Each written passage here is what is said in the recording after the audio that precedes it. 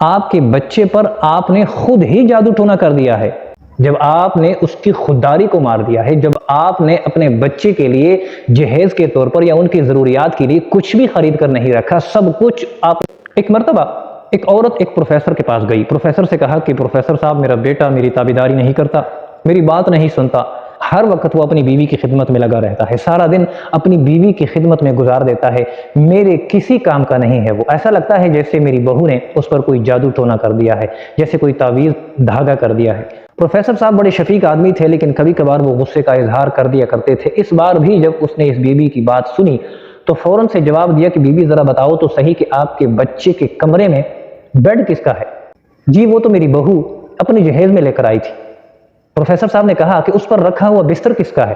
جی وہ بھی میری بہو کا ہے۔ آپ کے بیٹے کے کمرے میں صوفہ سیٹ کس کا ہے؟ وہ میری بہو جہیز میں لے کر آئی تھی۔ وہاں رکھی ہوئی سیف الماری کس کی ہے؟ وہ میری بہو جہیز میں لے کر آئی تھی۔ وہاں رکھا ہوا شیشہ جس میں سارا دن آپ کا بچہ اپنی تصویر دیکھتا ہے، وہ کس کا ہے؟ عورت بولی کہ جی وہ بھی میری بہو اپنی جہیز میں لے کر آئی تھی۔ اس میں رکھی ہوئی کنگھی جس میں سارا دن آپ کا بیٹا کنگھی کرتا رہتا ہے، وہ کس کا ہے؟ وہ بھی میری بہو کا ہے۔ جس برتن میں آپ کا بچہ کھانا کھاتا ہے وہ کس کا ہے؟ وہ میری بہو کا ہے۔ جس گلاس میں آپ کا بچہ پانی پیتا ہے وہ کس کا ہے؟ جی وہ بھی میری بہو کا ہے۔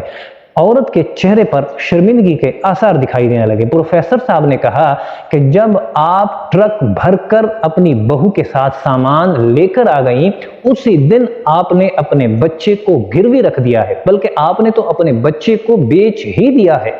آپ کا بچہ تو نمک حلالی کر رہا ہے، آپ کا بچہ تو آپ کی بہو کے احسانات کا بدلہ چکا رہا ہے۔ آپ کس چیز کی بات کر رہی ہیں؟ آپ کے بچے پر آپ نے خود ہی جادو ٹونا کر دیا ہے، جب آپ نے اس کی خودداری کو مار دیا ہے، جب آپ نے اپنے بچے کے لیے جہیز کے طور پر یا ان کی ضروریات کے لیے کچھ بھی خرید کر نہیں رکھا، سب کچھ آپ بہو کے ساتھ اس کے سسرال سے لے کر آئی ہیں، تو پھر تو آپ نے اپنے بچے کو بیچ دیا ہے۔ اب تو آپ کا بچہ نمک حلالی کر رہا ہے۔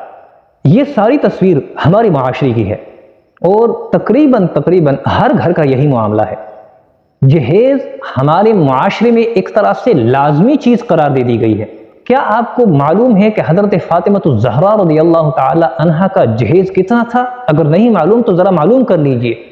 کیا آپ کو معلوم ہے کہ ہمارے نبی کریم صلی اللہ تعالی علیہ وسلم کے گھر میں کتنا کچھ سامان تھا؟ اگر نہیں تو ذرا پڑھ کر اپنے ایمان کو جھنجھوڑ لیجئے۔ ہم نے اپنے معاشرے میں جہیز کی لعنت کو لازمی قرار دیا ہے۔ ہمارے گھروں میں بہت ساری شادیاں اس لیے نہیں ہو پاتی کہ وہ جہیز نہیں دے پاتے۔ ایک غریب باپ کی بیٹی کی شادی اس لیے تاخیر کا شکار ہوتی ہے کیونکہ وہ باپ اپنی بچی کے لیے ضرورت کی ہر چیز نہیں خرید پاتا۔ کیا ہم اس بات کا انتظار کرتے رہیں گے کہ یہ رسم و رواج کوئی آسمانی مخلوق آ کر ہم سے ختم کرے تو ہم آسانی میں آئیں؟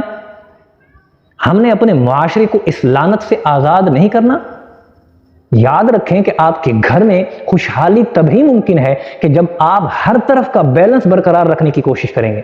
آپ اپنی بہو سے ہر چیز کی توقعات رکھتے ہیں، لیکن اپنے بیٹے کے بارے میں کچھ بھی نہیں سوچتے کہ آپ کے بچے کے پاس کیا ہے۔ یہ جہیز ایک بہت بڑی لعنت ہے۔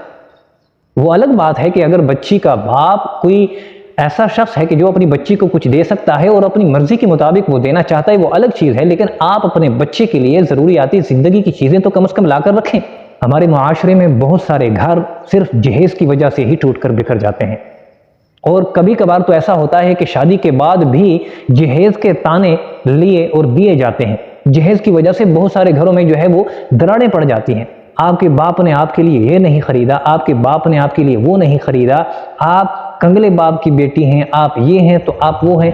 کیا ہم اپنے اندر کوئی تبدیلی نہیں دیکھنا چاہیں گے؟ ہم کس بات کا انتظار کرتے ہیں؟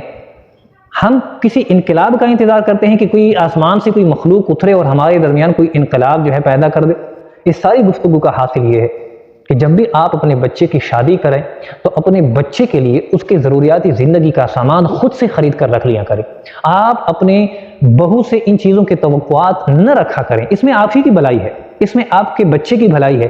جب آپ کے بچے کی خودداری برقرار رہے گی، جب آپ کے بچے کی عزت نفس قائم رہے گی، تبھی آپ کا بچہ آپ کی خدمت کر سکے گا اور اپنی خودداری کو برقرار رکھ پائے گا۔